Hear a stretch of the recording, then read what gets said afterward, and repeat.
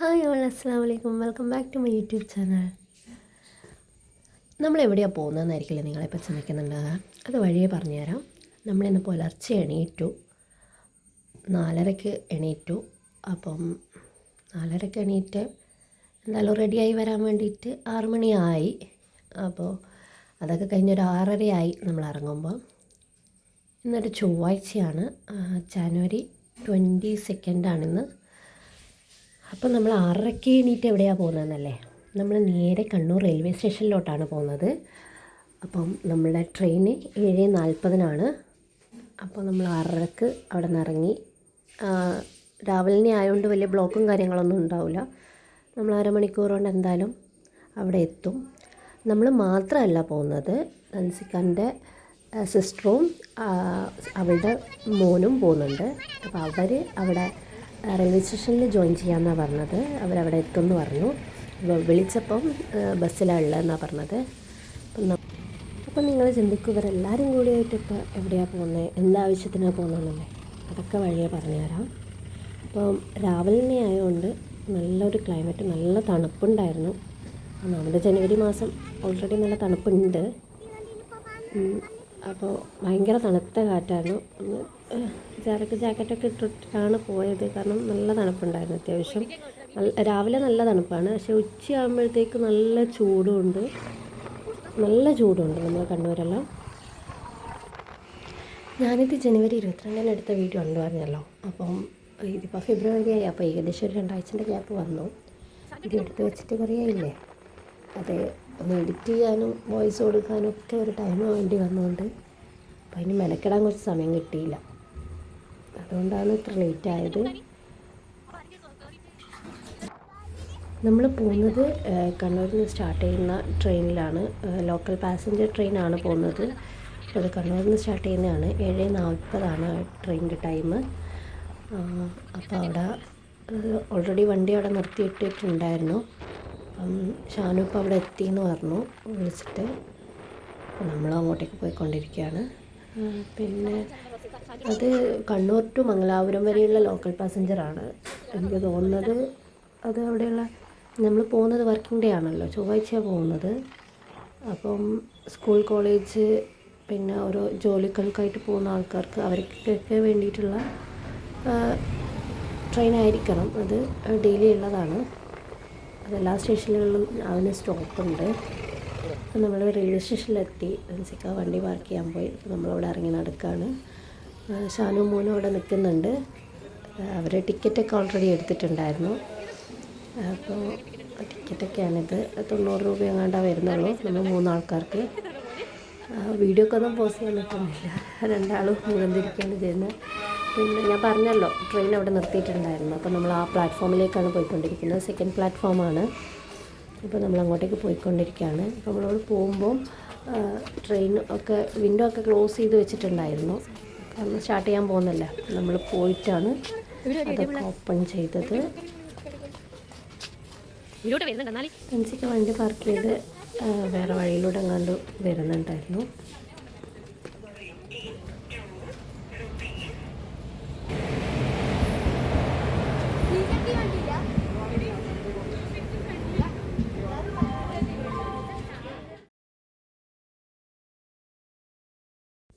അപ്പോൾ നമ്മൾ ട്രെയിനിലേക്ക് കയറി. ഞാൻ പറഞ്ഞല്ലോ ഓൾറെഡി വണ്ടി എല്ലാം വിൻഡോ എല്ലാം ക്ലോസ്ഡ് ആയിട്ട് ഇരുടായിട്ടാണ് ഉണ്ടായത്. നമ്മൾ പോയിട്ടാണ് വിൻഡോ എല്ലാം ഓപ്പൺ ചെയ്തത്. അപ്പോൾ നമ്മളത് ചെയ്തിട്ട് അവിടെ ഇരിക്കുമ്പോഴത്തേക്ക് ഒരു ചായക്കാരൻ വന്നിട്ടുണ്ടായിരുന്നു, ചായയും വടിയായിട്ടൊക്കെ. അപ്പോൾ നമ്മൾ വിചാരിച്ചു എന്തായാലും രാവിലെ ഉറങ്ങി എണീച്ച പാട് കുടിച്ചതാണ്. അപ്പോൾ വിചാരിച്ചു ഒരു ചായ എല്ലാം കുടിക്കാൻ. സമയം ഇപ്പോൾ 7:30 ആവാറായിട്ടുണ്ട്. അപ്പോൾ നമ്മൾ ചായയും വടിയൊക്കെ വന്നു. നമ്മളതൊക്കെ കഴിച്ചു. അപ്പോൾ ഓരോരുത്തരായിട്ട് ബോഗിയിലേക്ക് ഇങ്ങനെ കയറിക്കൊണ്ടിരിക്കുന്നുണ്ടായിരുന്നു. അങ്ങനെ വണ്ടി സ്റ്റാർട്ട് ചെയ്തു. നമ്മളിങ്ങനെ പോയിക്കൊണ്ടിരിക്കുകയാണ്.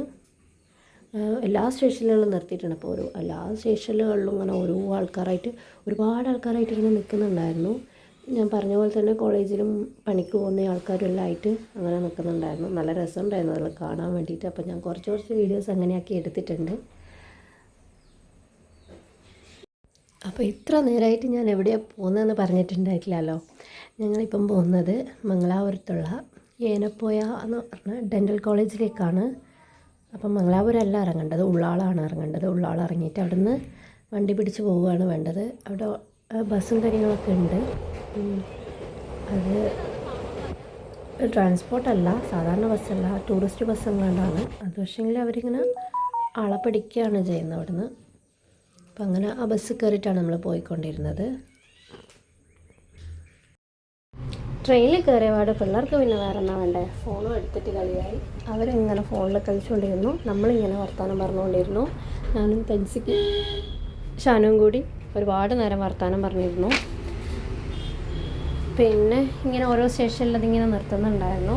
അതൊക്കെ ഞാനിങ്ങനെ ആ വർത്തമാനം പറയുന്നതിൻ്റെ നടുക്ക് തന്നെ ഞാനിങ്ങനെ ഓരോന്നോരോന്നായിട്ട് ഷൂട്ട് ചെയ്തുകൊണ്ടിരുന്നു.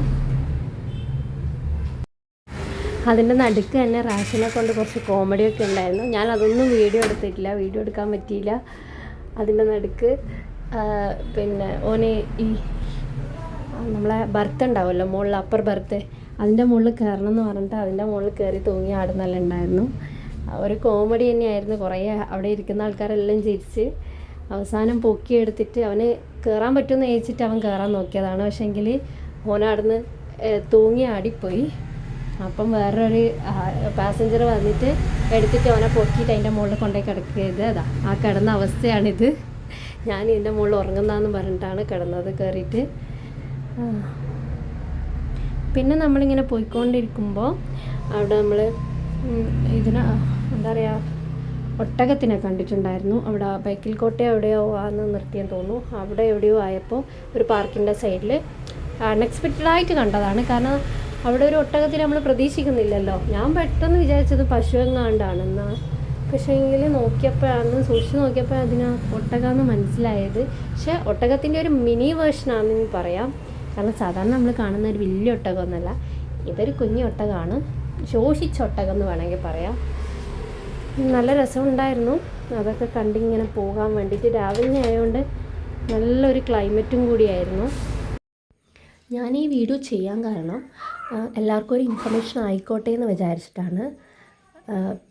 ഈ ഏനപ്പോയ ഡെൻ്റൽ കോളേജ് എന്ന് പറയുന്നത് നമുക്ക് സാധാരണക്കാർ ജനങ്ങൾക്ക് എല്ലാം ഫ്രീ ആണ്. അവിടെയുള്ള എല്ലാ ട്രീറ്റ്മെൻറ്റും അവിടെ ഫ്രീ ആണ്. അതിലൊന്നും പൈസ കൊടുക്കേണ്ട ആവശ്യമില്ല. ഇപ്പോൾ പല്ല് അടക്കാൻ, പിന്നെ റൂട്ട് കനാൽ പൊയ്ക്കുക, അങ്ങനെ പല്ലിന് വേണ്ടുന്ന അങ്ങനത്തെ ഒരുപാട് ട്രീറ്റ്മെൻറ്റ്സ് ഉണ്ടല്ലോ, അതൊക്കെ അവിടെ ഫ്രീ ആണ്. അപ്പോൾ അത് കേട്ടിട്ടാണ് ഞങ്ങളും പോയത്. ഞാനല്ല ഫസ്റ്റ്ലി പോയത്, ഷാനു ആണ്. അവൾക്ക് അവിടെ കുറച്ച് എന്തെങ്കിലും ട്രീറ്റ്മെൻറ്റൊക്കെ ഉണ്ടായിരുന്നു. അവളങ്ങനെ 2-3 പ്രാവശ്യമായി പോകുന്നത്. അപ്പോൾ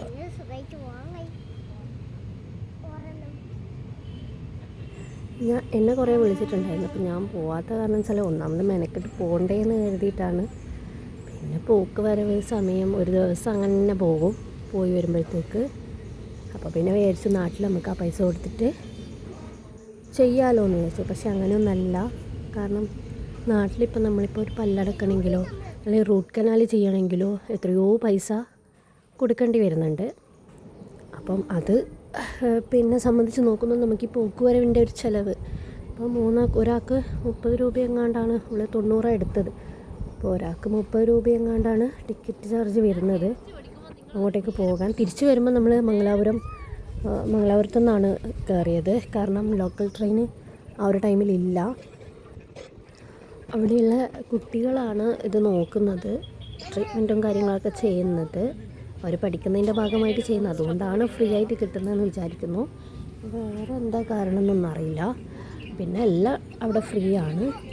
അപ്പോൾ ഒരുപാട് ആൾക്കാർ അവിടെ ചികിത്സ തേടിയിട്ട് വരുന്നുണ്ട്. ഒരുപാട് പ്രശ്നങ്ങളായിട്ടും എല്ലാത്തിനും, പല്ല് ക്ലിപ്പിടാനോ അങ്ങനെയുള്ള കാര്യങ്ങളും എല്ലാത്തിനും അവിടെ വരുന്നുണ്ട് ആൾക്കാർ.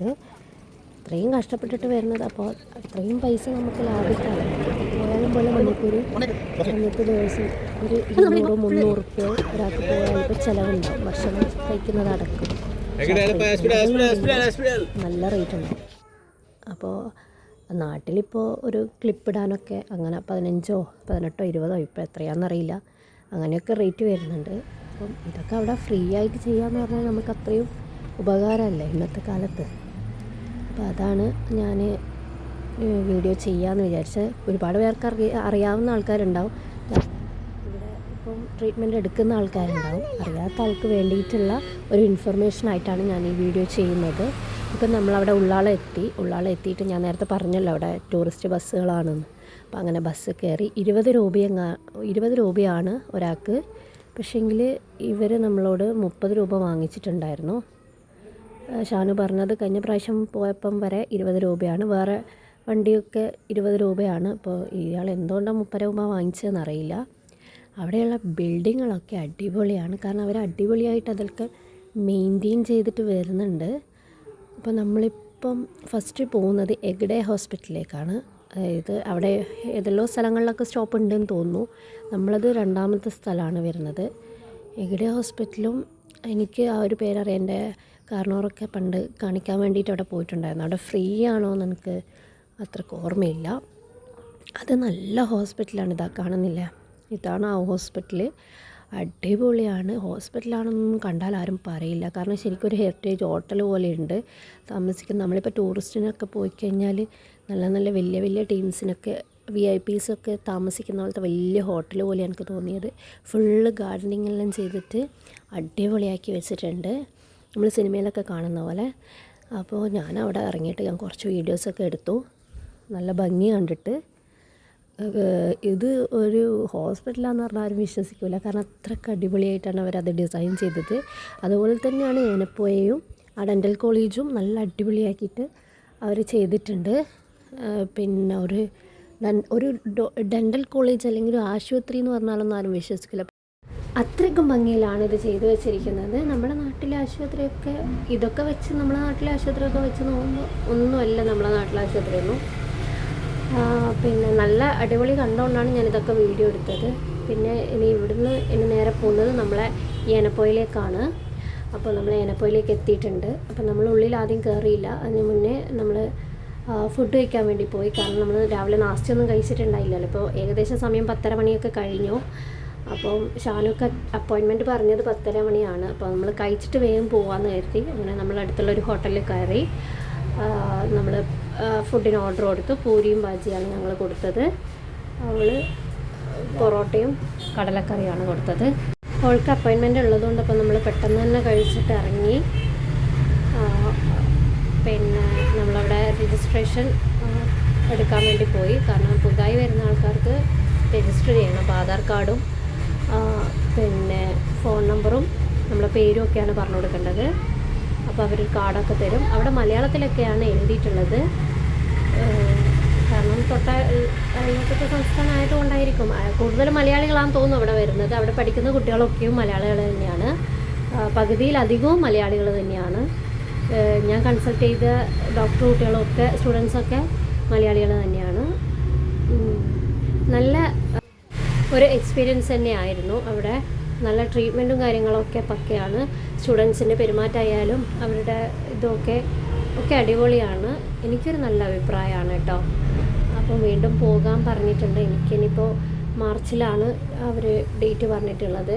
ഷാനുവിനും അങ്ങനെ തന്നെയാണ് ഡേറ്റ് പറഞ്ഞത്. അപ്പോൾ അടുത്ത പ്രാവശ്യം ഇനി ഞാനും ഷാനു ഒറ്റയ്ക്ക് പോകാമെന്നൊക്കെയാണ് പ്ലാൻ ചെയ്ത് വെച്ചിട്ടുള്ളത്.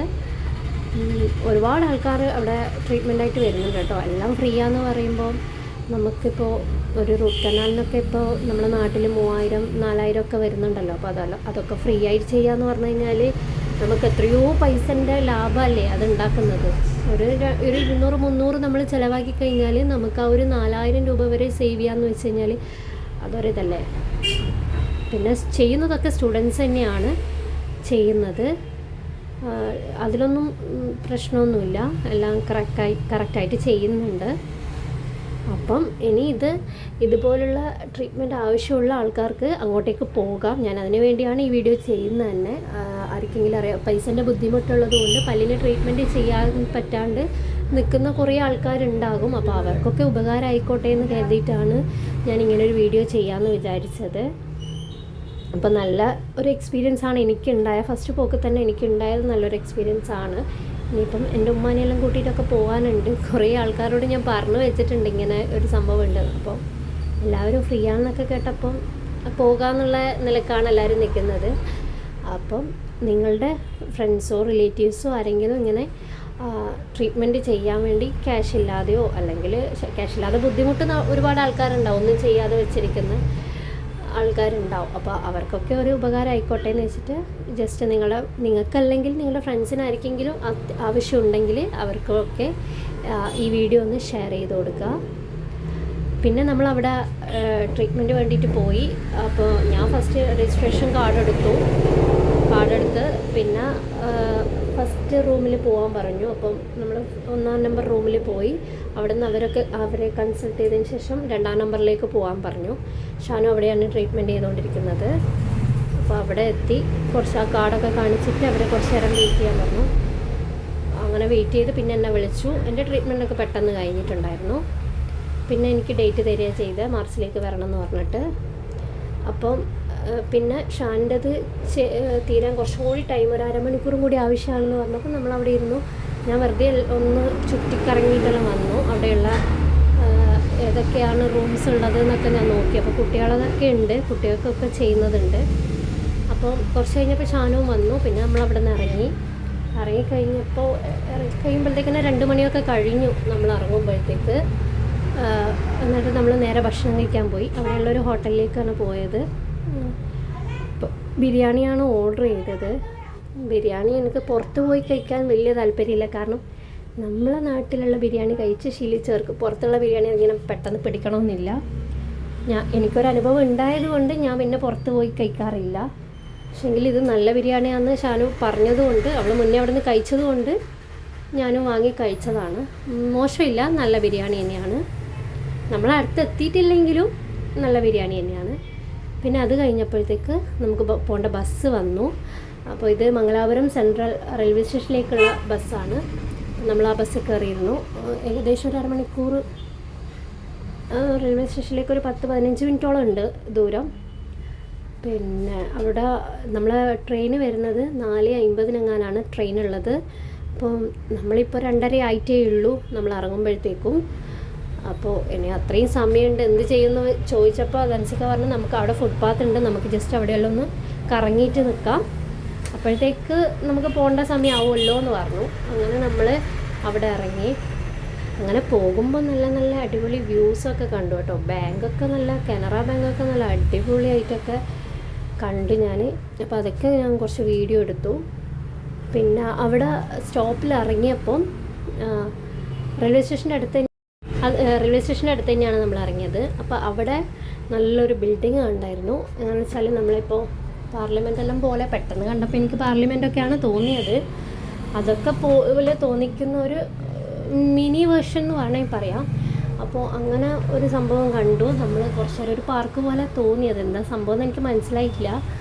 അപ്പോൾ അവിടെ ഒക്കെ നിന്നിട്ട് നമ്മൾ കുറച്ച് ഫോട്ടോസൊക്കെ എടുത്തു. കുറച്ച് നേരം അവിടെ റെസ്റ്റ് ചെയ്തു. നല്ല തണലുണ്ടായിരുന്നു അവിടെ കയറി നിൽക്കുമ്പോൾ. അപ്പോൾ അങ്ങനെ കുറച്ച് ഫോട്ടോസെല്ലാം എടുത്തു. പിന്നെ ഡാൻസിക്ക് പറഞ്ഞു നമുക്ക് വേഗം പോവാം, ഫുട്പാത്തിലെല്ലാം കറങ്ങിയിട്ട് നടന്ന് റെയിൽവേ സ്റ്റേഷനിലേക്ക് എന്തായാലും എത്താൻ കുറച്ച് സമയം എടുക്കും. അങ്ങനെ നമ്മൾ ഫുട്പാത്തിലൂടെയൊക്കെ നടന്നു. അവിടെയൊക്കെ കാണാൻ ഒരുപാട് കാഴ്ചകളുണ്ട്. പിന്നെ ഒരുപാട് സാധനങ്ങൾ, നമുക്ക് പിന്നെ ഓരോ സാധനത്തിൻ്റെ മുകളിലാണല്ലോ കണ്ണ്. അപ്പോൾ ഒരുപാട് മറ്റേ എന്താ പറയുക, കുറേ ഐറ്റംസ് ഇങ്ങനെ വെച്ച് വെക്കുന്നുണ്ടായിരുന്നു. ബാഗ് അങ്ങനത്തെ കുറേ ഐറ്റംസൊക്കെ. പിന്നെ പലവ്യഞ്ജനങ്ങൾ, പിന്നെ കുറേ പണ്ട് നമ്മളെ നാട്ടിൽ കിട്ടുന്ന പണ്ടുള്ള നാരങ്ങ മിഠായി അങ്ങനത്തെയൊക്കെ ഇല്ലേ, അതൊക്കെ ഉണ്ടായിരുന്നു. ഇതാണ് ഞാൻ പറഞ്ഞ ആ സ്ഥലം, പാർലമെൻറ്റ് പോലെ തോന്നിക്കുന്നു എന്ന് പറഞ്ഞ സ്ഥലം. ഇവിടെ നിന്നാണ് നമ്മൾ ഫോട്ടോ എടുത്തത്. ആ സ്റ്റെപ്പിൻ്റെ ഇടയിൽ നിന്നിട്ട് നമ്മൾ കുറച്ച് ഫോട്ടോസ് എടുത്തത്. നല്ല രസമുണ്ടായിരുന്നു. തൻസിക്ക് എന്തൊക്കെയോ ചൂണ്ടിക്കാണിച്ചിട്ട് പറഞ്ഞതുകൊണ്ട് എനിക്കതൊന്നും മനസ്സിലായിട്ടില്ല. പിന്നെ എന്നിട്ട് നമ്മൾ ഫുട്പാത്ത് അവിടെ അധികം ഉള്ളത് ഹോൾസെയിൽ ഷോപ്പാണ്. കാരണം അവർ റീറ്റെയിലായിട്ട് തരില്ല എന്ന് പറഞ്ഞു. ഞാൻ വളയൊക്കെ ഫാൻസി ഷോപ്പൊക്കെ കണ്ടപ്പോൾ വള വാങ്ങിക്കാൻ വേണ്ടിയിട്ടൊക്കെ കയറിയിരുന്നു. പക്ഷെ അവരത് മൊത്തമായിട്ട് എടുക്കണം എന്നാണ് പറഞ്ഞത്. അപ്പം പിന്നെ നമ്മൾ ഇങ്ങോട്ട് ഇറങ്ങി, പിന്നൊന്നും വാങ്ങിച്ചില്ല. പിന്നെ ഇങ്ങനെ ഫുട്പാത്തിൽ നടക്കുമ്പോൾ ജാറിൻ്റെ കളിസ്ഥാനത്തിൻ്റെ അവിടെ എത്തിയപ്പോൾ അവൾക്ക് ഓരോന്ന് വേണമെന്ന് പറഞ്ഞാൽ തോക്കിന് വേണ്ടിയിട്ട് അടിയായി. അവൾ ആ തോക്കിന് വേണ്ടിയിട്ടാണ് വാശി പിടിച്ചത്. അത് ക്യാപ്സ് പൊട്ടിക്കുന്ന തോക്കായിരുന്നു. അപ്പോൾ ഞാൻ പറഞ്ഞു വെറുതെ അതൊന്നും അവൾ പൊട്ടിക്കില്ല, കാരണം അവൾക്കൊന്നും പിടിച്ച് ഞെക്കാൻ പോലും പറ്റുന്നില്ല. അപ്പോൾ അവിടെ പിന്നെ ഇത് കിച്ചൺ സെറ്റൊക്കെ കണ്ടു. ഞാൻ പറഞ്ഞു മതി കിച്ചൺ സെറ്റ് വാങ്ങിച്ചോ, അവൾക്ക് അടുക്കളയിൽ കയറിയിട്ട് ഇങ്ങനെ പാചകം ചെയ്യാനെല്ലാം ഭയങ്കര ഇഷ്ടമാണ്. ഇങ്ങനെ ഓരോന്നോരോന്ന് നമ്മൾ ചെയ്യുമ്പോൾ വന്നിട്ട് ഇങ്ങനെ ഓരോന്ന് ചെയ്തുകൊണ്ടിരിക്കും. അപ്പോൾ ഞാൻ പറഞ്ഞു തൽക്കാലം അത് വെച്ചോളൂ, പാചകം ചെയ്യട്ടെ, അത് വാങ്ങിച്ചു കൊടുത്തേക്ക്. അങ്ങനെ അവൾക്ക് വേണ്ടി അത് വാങ്ങിച്ചു.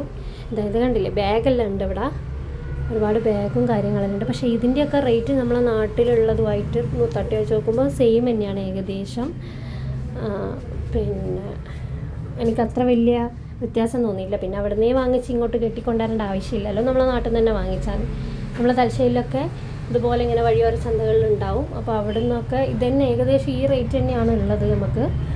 അപ്പോൾ പിന്നെ അതും വാങ്ങിച്ചു. പിന്നെ ഒന്നും നോക്കിയില്ല. പിന്നെ ഇങ്ങനെ നമ്മളെല്ലാം നോക്കിയിട്ട് ഇങ്ങനെ വെറുതെ വീഡിയോ എടുത്ത് നടന്നു. അപ്പോൾ വീഡിയോ എടുത്തുകൊണ്ടേ ഇരിക്കുമ്പോൾ അവിടെയുള്ള 2 ഏട്ടന്മാരുണ്ടായിരുന്നു. അപ്പോൾ അവർ ചോദിച്ചു ഇതൊക്കെ വീഡിയോയിൽ എടുത്തിട്ട് യൂട്യൂബിൽ വരുമോ എന്നെല്ലാം ചോദിച്ചു. മംഗലാപുരം വാസികളാണെന്ന് തോന്നുന്നു. വേറെയാണ് ഭാഷ കണ്ടത്, എന്നാലും അവർക്ക് അറിയാവുന്ന പോലെയുള്ള മലയാളത്തിൽ അവർ പറഞ്ഞു. ഞാൻ പറഞ്ഞു ഉറപ്പായിട്ടും വരുമെന്ന് പറഞ്ഞു. എന്നിട്ട് പിന്നെ നമ്മൾ നടന്നു. അപ്പോൾ പിന്നെ നടന്ന് ഇങ്ങനെ എത്തിയപ്പോൾ ഒരു ഷോപ്പിൻ്റെ മുമ്പിലെത്തിയപ്പോൾ അങ്ങനെ ഡ്രസ്സൊക്കെ കുർത്തിയൊക്കെ വെക്കുന്ന പോലെ കണ്ട്. അപ്പോൾ തൻസിക പറഞ്ഞു നിങ്ങൾ തൽക്കാലം ഇവിടെ നിൽക്ക്. ഒരു മുന്നേ അവിടെ മംഗലാപുരം വന്നിട്ടുണ്ടായിരുന്നു. അവിടേക്ക് വർക്കിൻ്റെ കാര്യമായിട്ട് മംഗലാപുരം വന്നപ്പോൾ ഒരു മെഷീനൊന്ന് ഇവിടേക്കായിട്ട് നന്നാക്കാൻ കൊടുത്തിട്ടുണ്ടായിരുന്നു. അപ്പോൾ അവർ പറഞ്ഞാൽ ഞാനത് വാങ്ങിച്ചിട്ട് വരാം, നിങ്ങൾ തൽക്കാലം ഇവിടെ നിൽക്കുമെന്ന് പറഞ്ഞിട്ട് നമ്മളൊരു ഷോപ്പിൻ്റെ മുമ്പിൽ നിർത്തിച്ചതാണ്. അതിന് ഷോപ്പിൽ നിൽക്കുകയല്ലേ, നമുക്ക് എന്തായാലും ഓറ് വരുന്നവരെ വീഡിയോ എടുക്കാമെന്ന് പറഞ്ഞിട്ട് ഞാനും ഷാനും അവിടെ നിന്ന് കുറച്ച് വീഡിയോസ് എല്ലാം എടുത്ത്. അവിടെ നല്ല ടോപ്പ്, ഗൗണ്, അങ്ങനത്തെ ലെഹങ്ക പോലത്തെ കുറേ സംഭവങ്ങളൊക്കെ കണ്ടു. അപ്പം ഞാൻ അതെല്ലാം ഇങ്ങനെ വീഡിയോ എടുത്തുകൊണ്ടിരിക്കുമ്പോൾ ഇങ്ങനെ ഓരോന്നിൻ്റെ റേറ്റ് ഞാൻ ചോദിക്കുന്നുണ്ട്. അപ്പോൾ ചോദിച്ചുകൊണ്ടിരിക്കുമ്പോൾ അവരിങ്ങനെ ഇത്രയാണ്, 3000 4000 അങ്ങനെ ഇങ്ങനെയെന്നെല്ലാം പറഞ്ഞു. അപ്പോൾ അവിടെ ഒരു പാർട്ടി വെയർ പോലത്തെ ഒരു ഗൗണ് ടൈപ്പ് കണ്ടു. നല്ല ഒരു മെറ്റീരിയലൊക്കെ നല്ല ബനിയൻ ക്ലോത്ത് പോലത്തെ നല്ലൊരു മെറ്റീരിയലാണ്. അപ്പോൾ അത് കണ്ടപ്പോൾ എനിക്കും ഇഷ്ടപ്പെട്ടു, ഷാനൊക്കെ ഇഷ്ടപ്പെട്ടു. ഒരു പർപ്പിൾ കളറായിരുന്നു. അപ്പോൾ പറഞ്ഞു ഇതിൻ്റെ വേറെ കളേഴ്സ് ഉണ്ടോയെന്ന് വെറുതെ ചോദിച്ചു. എനിക്ക് വീഡിയോ എടുക്കാൻ വേണ്ടി ചോദിച്ചതാണ് ഉണ്ടോയെന്ന്. അപ്പോൾ ഉണ്ടല്ലോ എന്ന് പറഞ്ഞപ്പോൾ ഷാനും അതും എടുത്തിട്ട് ഉള്ളിൽ പോയി. അപ്പോൾ അവർ വേറെ കാണിച്ചു തന്നു. അപ്പോൾ ഷാനും അതൊന്ന് ട്രൈ ചെയ്ത് നോക്കിയപ്പോൾ നല്ല ഭംഗി കണ്ടു. അപ്പോൾ അതിൻ്റെ വേറെ കളേഴ്സ് ചോദിച്ചപ്പോൾ അവരൊരു യെല്ലോ കളറും ബ്ലാക്ക് കളറും എടുത്തു തന്നു. ഇതാണ് ഞാൻ പറഞ്ഞ ആ ഷോപ്പ്.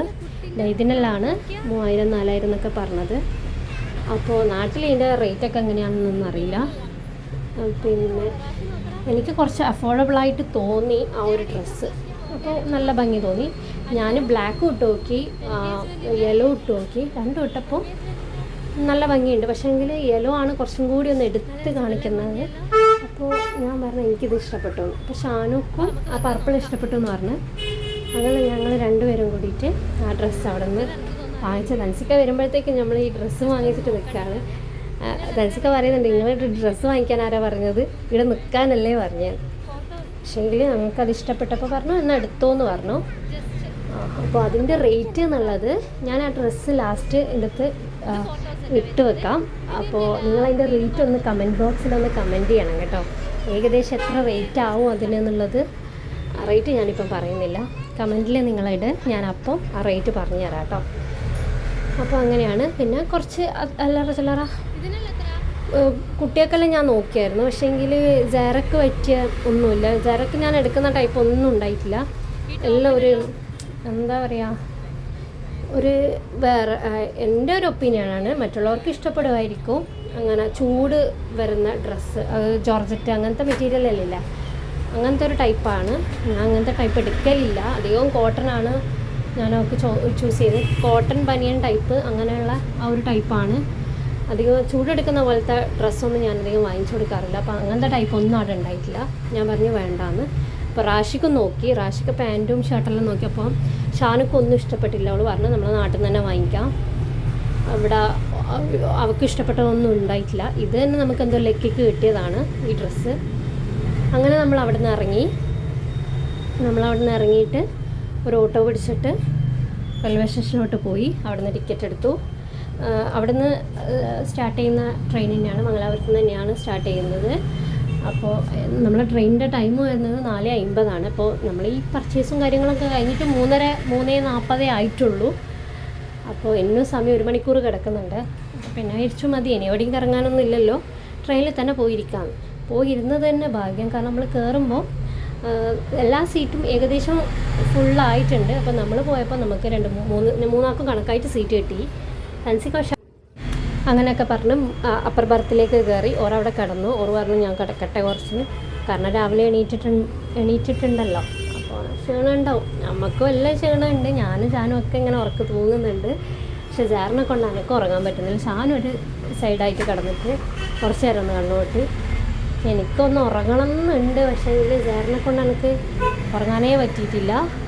ഓൾ ഉറങ്ങുന്നില്ല. ഇങ്ങനെ അങ്ങോട്ടും ഇങ്ങോട്ടൊക്കെ നടന്ന് കളിക്കുന്നു. പിന്നെ കുറേ നേരം ഇരുന്ന്